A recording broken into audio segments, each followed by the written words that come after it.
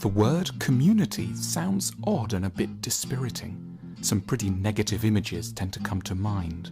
When we think about what other people are like, without quite realizing it, we draw on images fed to us by the media. And that's why we tend to think that most people are pretty violent, driven by success and fame, and not necessarily very pleasant. It breeds an urge to stay at home and make private life the center of things. We associate happiness with standing out from the crowd, with personal happiness, the nuclear family, and business success. Community feels like it's for losers. The individual is king. Still full of running, and he's Götze! It's Mario Götze! It's super! But then, there are some weird moments. A big sporting event, an election day, extreme weather like a big snowfall, and we might make a discovery as basic as it's absolutely crucial. Most people are very nice. They're interested in small things. They're mild and moderate. They're funny. They're kind. They want to help. Despite some surface differences, they're like you. A painfully exciting idea comes to mind. If we could more regularly generate communal moments, meet people, hang out in groups, we wouldn't have to imagine that the whole world was so competitive and so dangerous. We wouldn't have to be so guarded, closed off, suspicious. We wouldn't be so focused on our own love lives and all their issues. We've allowed our worldview to be kidnapped by the media, by narcissists and sociopaths. We've allowed our sense of what's normal to be shaped by newspapers and television stations that make money from creating imaginary communities of monsters and pointing out everything that's wrong and to be scared of. We've allowed the kinder elements to seem like they're the exceptions, when it's in fact the bad that's the exception. It's time to change. What happens on those special occasions is the truth. Other people aren't strange or so different. We can trust in community. Of course, we need some special occasions, some encouragement to come out of ourselves. We're still too shy. At the moment, we only know how to do it around sport or the odd other occasion. But we should more regularly come together and learn how to do so. We should ensure that the nicest buildings in every neighborhood are the community centers. There's a huge part of us that longs to live more collectively. It's hugely beneficial to be able to feel enthusiastic and committed to one's whole society, to feel reassured by membership of an admirable community. Collective pride takes the burden of self-regard off the individual ego. We don't have to do it all ourselves. We can belong to something better and sometimes greater than we are. Hi, good morning, West family. It's so good to be here. My name is Lexi Hernandez. I've been on staff here at West for almost 2 years now, which I can't believe. And last month, I graduated with my local pastor license, so now I'm officially a pastor. I lead Growth Co., our ministry for people in their 20s and 30s, and typically I'm running the chat. Josh is so kind this morning to run the chat for me, so say hello to him. And if you have any questions about Growth Co., then please ask them in the chat. I probably won't answer them during the message today, but I will definitely get back to you sometime this week. If you are new here and this is your first time joining us, thank you for being here. And please text the number you see on the screen. That number is 704-343-8955. Text the word welcome, and we would love to send you a gift. Now, while we listen to this first song, today we are going to be talking about the power of people and community. Hopefully, that video spoke to you in some way, shape, or form. But during the first song, please type in the chat the last time you felt lonely. I know that is a very heavy question, but it's an important question for today. And if you would be so kind to share your answer, that would be great. Please enjoy the song.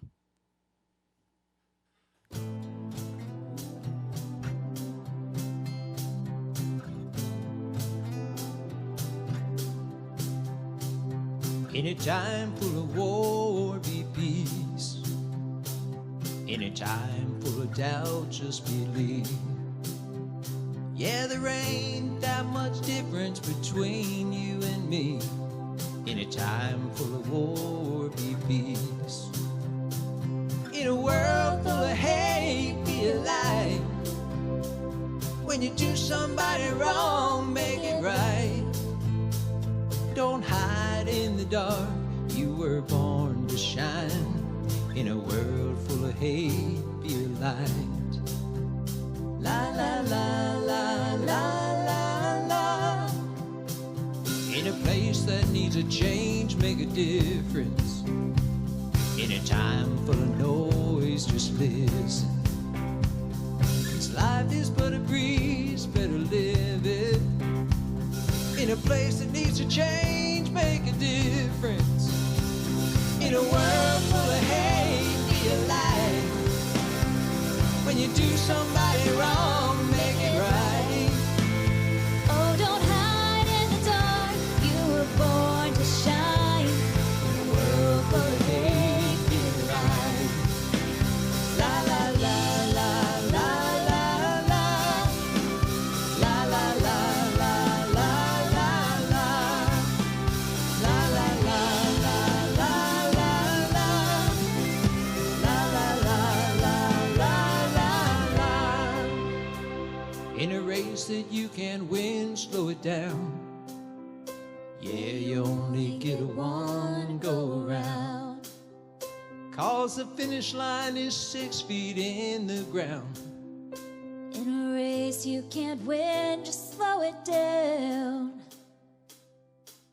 In a world full of hate, be alive. Oh, When you do somebody wrong, make it right. Don't hide in the dark, you were born to shine. In a world full of hate, be alive. Yeah, it's hard to live in color when you just see black and white. In a world full of hate, be a light.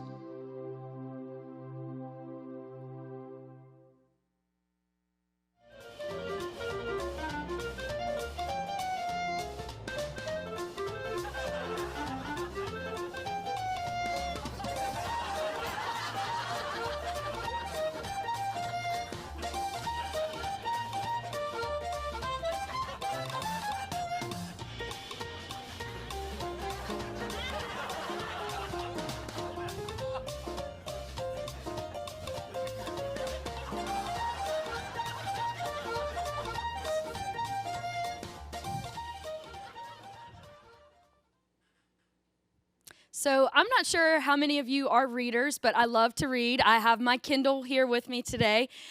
This past weekend, obviously not this weekend, the weekend before, I read a book by Jenny Allen, and it's called How to Find Your People, Building Deep Community in a Lonely World. And I wanted to talk about finding your people with you today.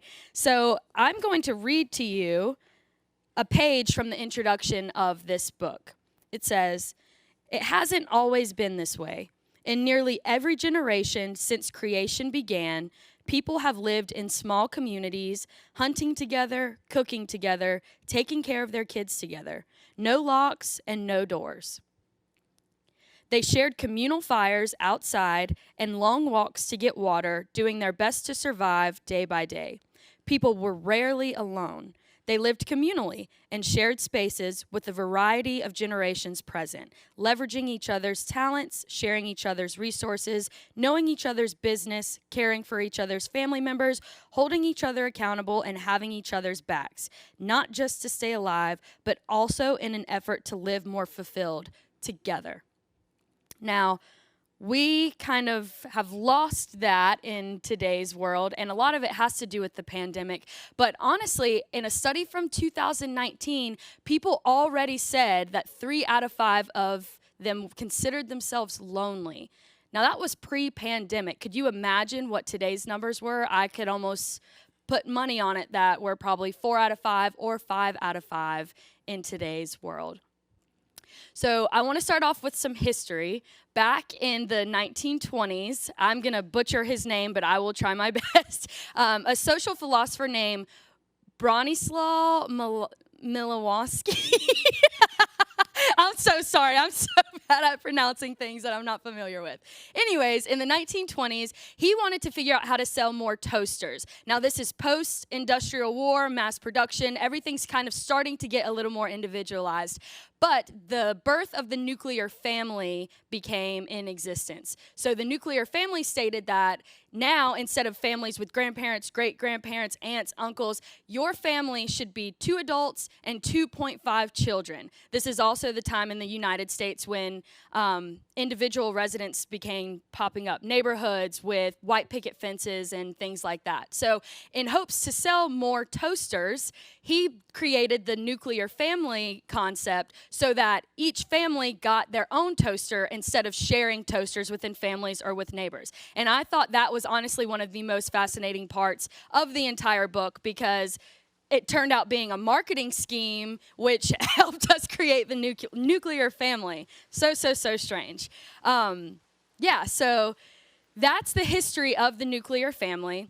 And from there, they started to say, like, okay, what else can we do to where you don't share with your neighbors as much? Like, I personally in my life have never went to my neighbor and asked for a cup of milk or an egg, but I know my mom probably did, and I definitely know my grandparents probably did. If you did that, I also want to know in the chat, because I want to know if it's a generational thing and how far back that kind of stopped. But the nuclear family started in the 1920s, and from there we have become more and more of an individualistic community. Also, something about me is I become obsessive over musicians. And I know you're probably like, okay, so what's the link with musicians and the nuclear family? Well, I love learning. I love learning as much as I possibly can. And sometimes I learn so much that I overwhelm myself with the information. And then I'm like, okay, so now I have all this knowledge about this topic, but what do I do now? Tony, my family, my best friends, they'll all vouch for me that I become obsessed with a musician to the point where I'll learn every single song, every single word. I'll know their mom's birthday. I don't know their band members' birthdays. I just learn everything about them so that I can really connect with the music. Now, I say that to share with you that I'm not going to give you all of this information today and then give us absolutely nothing to do with it moving forward. So, some action items moving forward when it comes to knowing how to live communally, because that's how God intended us to be. We are supposed to connect with one another and form deep relationships with each other, with family, with friends, with God, because we are not meant to live this life alone. Now, that's also not to say that we should never be alone. There are times and places where you should spend time by yourself, and you should really accept yourself just who you are. You don't need other people's validation, but there is something about connecting with one another in a communal setting that really just can fulfill you and bring more to your life. So first, we're going to talk about how to notice. This is not, it's an action item, but it doesn't require much of you except for noticing the people who are already around you. So for instance, I'm in here right now and I'm filming this, but Josh is back here, Dave is back here, and Mickey is back here. So I don't even have to talk to them really directly, but I can observe, okay, I am physically here in this space. Also in this space with me, sharing this space and working, are these 3 other people. So why don't you try that when you go to the coffee shop, when you go to the grocery store, when you're sitting at home. I can't tell you how many times Tony and I will be sitting on the couch and I forget that he's even there because we're so lost scrolling in our phones. We just sit there and we're totally living an individual life just in the same space. So just notice where you are, notice where people already are with you, and then move on from there. After you notice, then take the step to initiate. This can also happen at coffee shops and the grocery store, anywhere that you already are. So it's going to be awkward, but that's okay because awkward is good. I know everybody typically does not like awkward situations, but you only grow when you step outside of your comfort zone, which usually is pretty awkward. So initiating can look like, hey, Josh, maybe after the service today, do you want to go to lunch? They might reject you and they might say no, but it's that putting yourself out there and giving yourself the opportunity to build connection. So in college, one of my roommates and best friends, her name is Caitlin, And she would always ask us at the most annoying and the most random times, hey, do you want to go to the grocery store with me? Hey, do you want to go get gas? Hey, I'm running to McDonald's for a drink. Do you want to come? And we would all roll our eyes and we would say no. In reality, looking back on it, I really owe her an apology for rejecting her all of those times, because really I traded an opportunity to bond with one of my best friends and roommates for a time for me to sit on the couch, watch something mindless, lay in bed, scroll on my phone. I used to think she was crazy for always wanting to do that, but now I really miss it, and I regret not telling her yes, that I would just randomly go with her. So even if you're not needing to go to the store or to the gas station, maybe invite somebody or ask if you can go along with them, because it's in those little moments that you can really bond with somebody and build a better connection or deepen your friendship. And then after you initiate, stay. I think lots and lots of us have been taught the mindset these days to where if it doesn't serve you, then leave it. Bye, see ya, adios. And that's not really helpful for you or the other party involved. We need to learn how to say things like, I'm sorry, I forgive you, will you forgive me, and learn how to deal with conflict through our relationships. Or if we continue to just act like one little inconvenience is not going to serve us, it's not going to help any of us, then we will end up lonely. And loneliness is the last thing that we want, especially in today's world. COVID really escalated this for us, and I think everyone's pretty used to being isolated. And I don't know. Even for me, like I consider myself an extrovert, but there have been times, especially here lately, where I'm like, I would rather stay at home. Like last night, we had made plans with Lane, our children and youth minister, and her partner JT to go to Hoptown, the local brewery, because one of our favorite musicians was playing.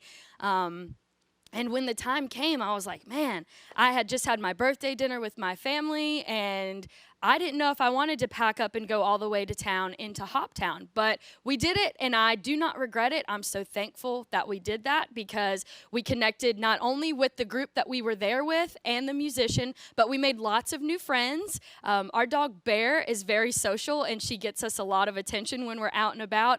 And we probably made, no joke, maybe 8 new friends from just bringing Bear with us last night. So it's just that, like, even when you don't want to do it, you really should put yourself out there and try to build connections and make new friends. And this is not only with your already your nuclear friend group. Like, I would say I've got about 2 to 3 really, really good friends that I know I can count on, but I also love meeting new people. And there's something about just like meeting a stranger and then seeing what you may or may not have in common. Lane and I always talk here in the office about how it's so good to have a group of friends who don't necessarily think exactly the way you do. I mean, there's hardly any growth when you surround yourself with people who have the same political views as you. They like the same things you like. They like the same foods you like. I love meeting people who I have nothing in common with. It's also very nice to have things in common with people, but there's so much growth that happens in my friendships where we usually don't see eye to eye on things, because there's a mutual respect between us, and it helps me grow to learn other perspectives, and I hope that my friends can say that they grow outside of that as well. So in the chat, I also want to see, this is going to be another fun question. I want to take maybe 2 or 3 minutes, and sorry, I didn't know we were going to do this, so they up here have no idea, but I want to take a few minutes, and I want to see not only when was the last time you felt lonely, but when was the last time you invited someone to do something? I know that doesn't sound like that big of a question, but I want to know when you last invited someone to join you to do something. And I'm not sure what we can do for those 2 minutes, but okay, let's play a song, because I really want to know in the chat when you guys last invited someone to do something.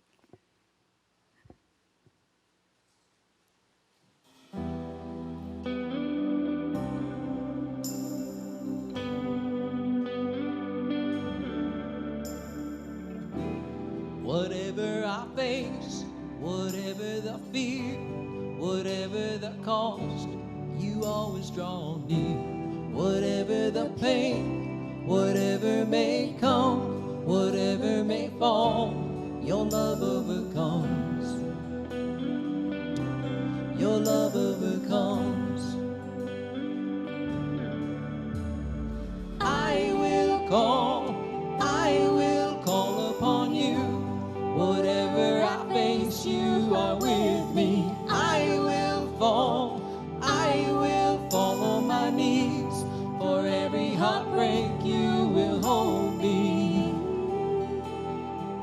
You will hold me.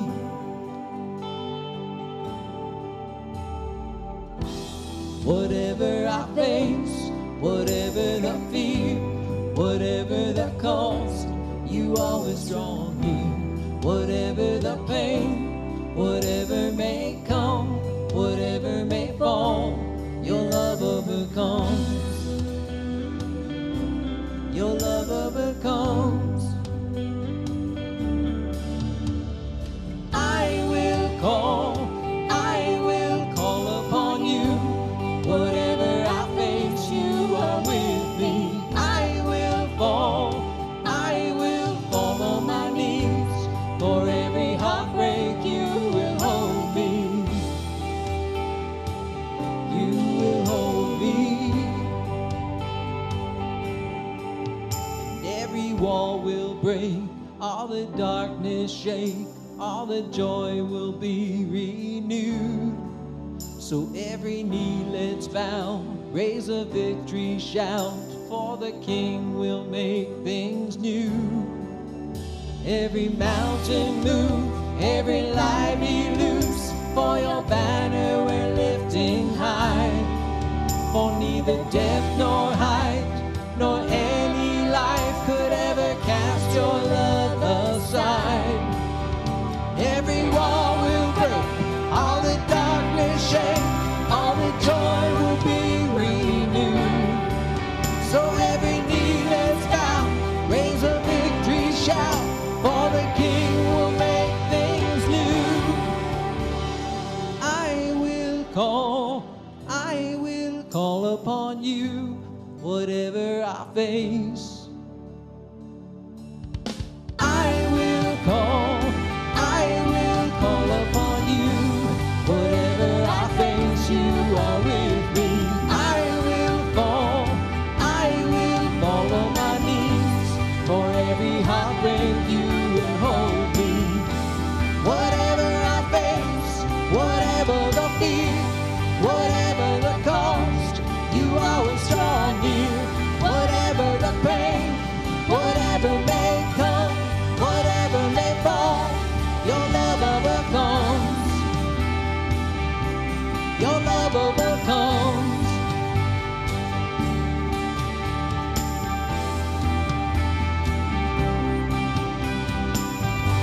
Whatever may fall, your love overcomes. Whatever may come, you will hold me.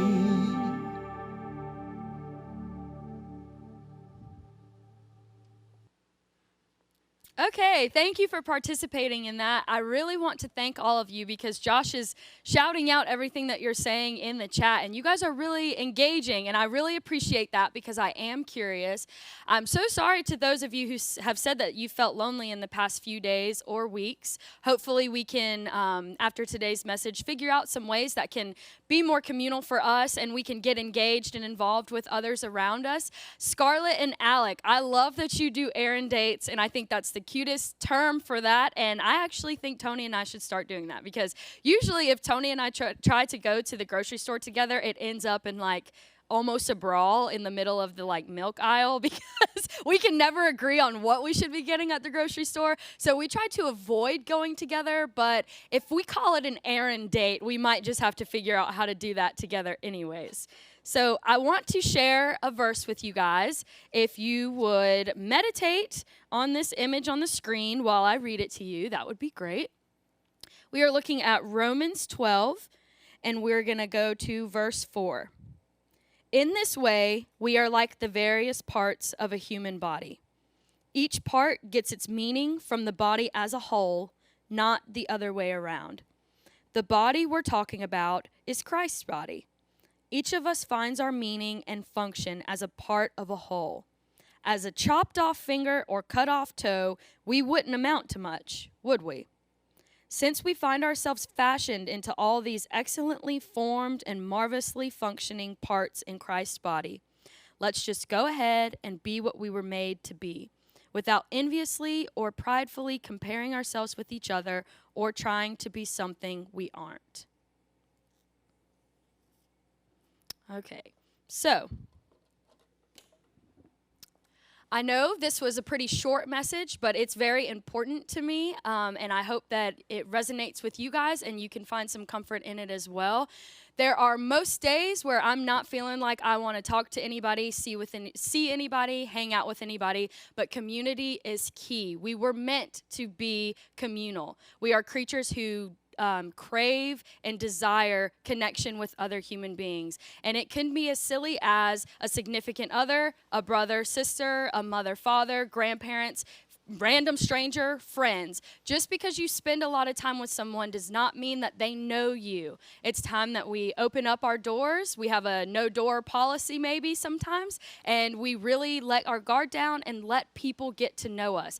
Isolation may feel good in the moment because sometimes people can be a pain in the butt. I'm not going to lie. It can be an inconvenience to deal with people, especially those who get on your nerves, but guess what? We love them anyways, and we hope that they love us because that's how it's supposed to be, and that's what we're meant to do. Our life will be way more fulfilled if we work in community. I can very much promise you that.